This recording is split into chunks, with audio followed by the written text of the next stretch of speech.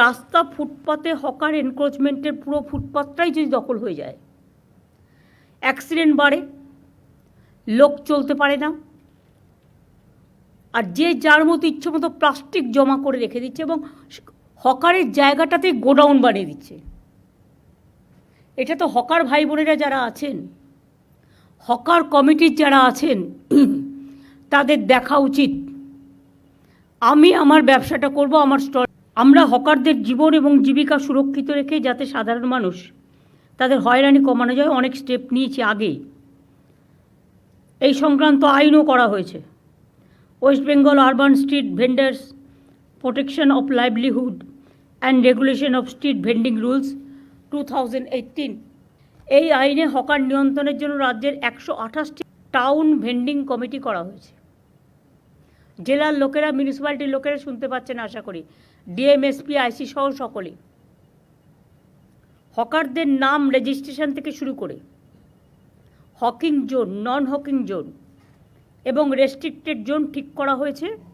ঠিক করা হকারদের পরিচয়পত্র ইস্যু করা, সবই এই কমিটি দেখে। ন্যাচারাল মার্কেট, হেরিটেজ মার্কেট, এসব আইডেন্টিটি করার কাজটাও ওরা করেছে।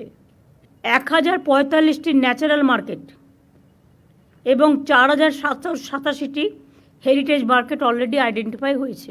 কেএমসি এলাকায় নাম রেজিস্ট্রেশনের জন্য 61,000-এর বেশি হকার আবেদন করেছিলেন। এর মধ্যে 59,000-এর বেশি আবেদন ঠিকঠাক পাওয়া গেছে। মাত্র 2,000 লেফট আউট হয়েছে, তার কারণ এক একজনের 4টে করে ডালা। সেটা আমরা করতে পারি না। হকার বাজারটাও মনে রাখবেন দেখতে সুন্দর করতে হবে। আমি তো বলছি না তাদের সরিয়ে দেওয়া হোক, আমি বলছি একটা নির্দিষ্ট জোন করা হোক। কারোর চাকরি খাওয়ার অধিকার আমার নেই, কাউকে বেকার করে দেওয়ার অধিকার আমার নেই। আমার অধিকার হচ্ছে আমার স্বচ্ছতাও মেনটেন করতে হবে, তাদের লাইভলিহুডও দেখতে হবে। লক্ষ লক্ষ মানুষ কিন্তু হকারি করে খায় এবং প্রত্যেকটা মিউনিসিপ্যালিটি একই সিস্টেমে চলবে। প্রত্যেকটা সাবডিভিশন এবং ব্লকে তাদের নিজস্ব প্রচুর জমি আছে, বিল্ডিং। প্রত্যেকটা হকার জোনের পাশে একটা করে বিল্ডিং রাখবে, যেটা প্লাস্টিক ফ্রি, এবং ফায়ার ব্রিগেডের সব মেকানিজম তাতে থাকবে। প্রথমে বসাচ্ছেন, তারপরে গিয়ে বুলডোজার দিয়ে উচ্ছেদ করতে যাবেন। আমি এই পলিসিটাকে মানি না। আমি যে পলিসিটা মানি, প্রথম থেকেই রেস্ট্রিকশন করতে হবে।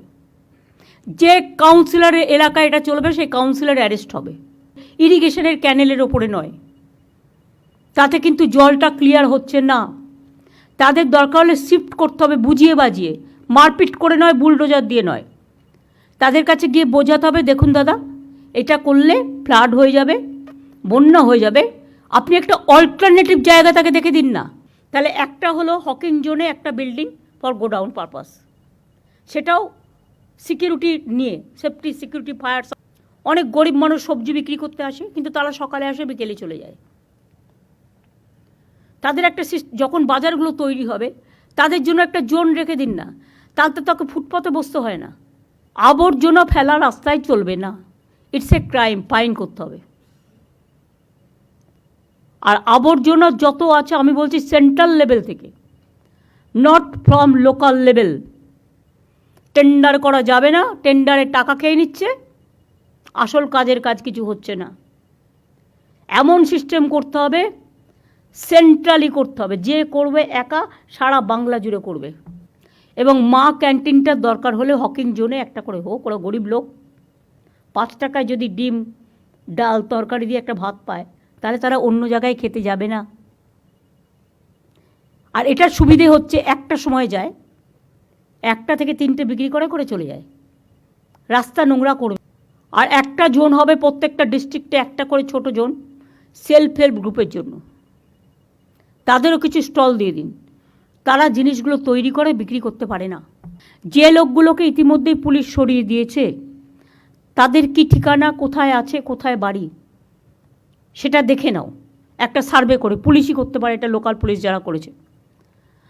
তারা যদি এখানকার লোক হয় এবং সত্যি গরিব হয়, তার যদি কোনো আর্নিং না থাকে, তাহলে আমি কোথাও না কোথাও জায়গা নিশ্চয়ই খুঁজে দেবো। আমি এখনই উচ্ছেদের মধ্যে না গিয়ে 1 মাস যেহেতু টাইম নিয়েছে ওরা, এই 1 মাসের মধ্যে আমাদের কাজগুলো কমপ্লিট করতে হবে। আমি 1 মাস বাদে আবার বসবো। দ্য সহজ পাঠ, সহজ কথা, সঠিক তথ্য।